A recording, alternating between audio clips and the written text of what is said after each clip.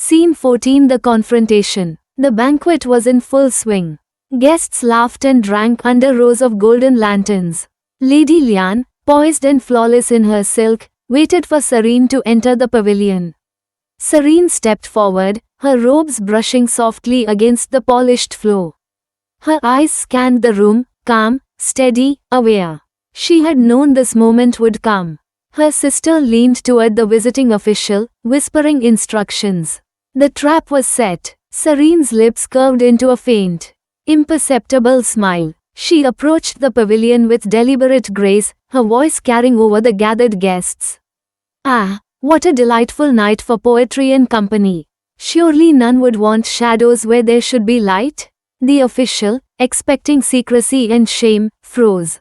Serene's clever words, her calm presence, drew the crowd's attention instantly. Whispers rose, curious and pointed. Within moments, Serene had turned the scandal inside out. The official stumbled over his own lies, leaving the guests in laughter and mild shock. Lady Lian's plan collapsed in an instant. Turning her gaze toward her sister, Serene spoke softly, yet every word struck like steel. Little sister, one may plot and scheme, but one cannot weave truth into deceit. You wished to see me fall, yet here I stand, unbroken.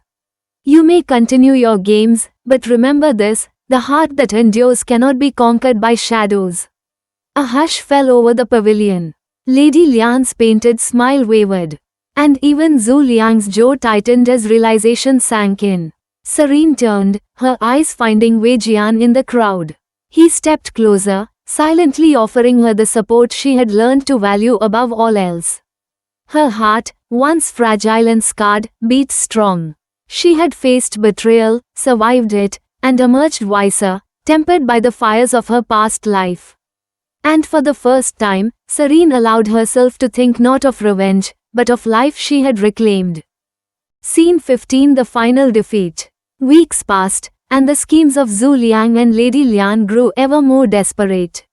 They tried bribes, rumors, and subtle manipulations, each move intended to isolate Serene from her allies, to make her vulnerable. But the seeds she had planted years earlier had grown deep roots. The villagers she helped now whispered her name with respect. Merchants and officials had learned to heed her wisdom. General Wei Jian, ever observant, offered guidance and quiet support. Their efforts collapsed like sandcastles before the tide. Zhu Liang, once charming and confident, found doors closed to him. Contracts he had expected to sway now refused his signature. Lady Lian's influence dwindled, as whispers of her plots slowly surfaced, revealing the cracks in her elegance. One evening, the sisters faced each other in the quiet of their chambers. Lady Lian's hands shook, her painted smile gone. How did you survive this? How did you turn every trap against us? Serene, seated calmly, looked at her sister with gentle eyes. Because I have learned, little sister, that life is not a game to be won by cruelty. It is lived through choices. And this time, I choose integrity. Lady Lian's fury sputtered into helplessness. Zhu Liang's attempts at apology fell hollow, for Serene had no need for their repentance. The past life's pain, the betrayals that once shattered her, they had forged her into someone unbreakable. And she did not need to crush them. She had already won by rising above their shadows.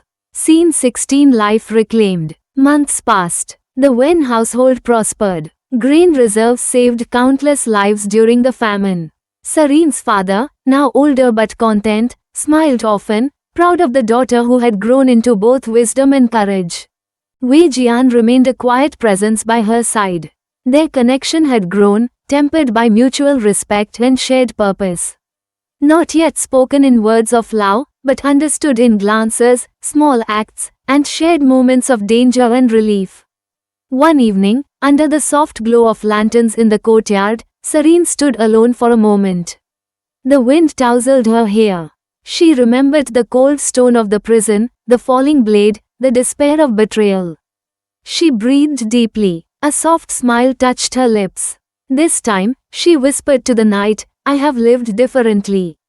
I have loved wisely. I have fought when I must, and foregone vengeance when it would have poisoned me. I am not the girl who died alone in darkness. I am serene, and I have been given a second chance. In the distance, Wei Jian approached. Without words, he offered his hand. She took it, and together they walked into a future she had once only dreamed of, a life not dictated by betrayal, but by choice, wisdom, and the courage to rise again. The moon shone above, soft and forgiving, as if blessing the life she had reclaimed. And Lady Serene, reborn not just in body but in spirit, finally understood the gift of a second chance. Thus ends the tale of Lady Serene. Once broken, now reborn, she found not vengeance but wisdom, not despair but hope. Her second chance became her triumph. Thank you for listening to the Velvet Story. If this story touched your heart, do subscribe, share, and return again, for every soul has a story. And every story deserves to be heard.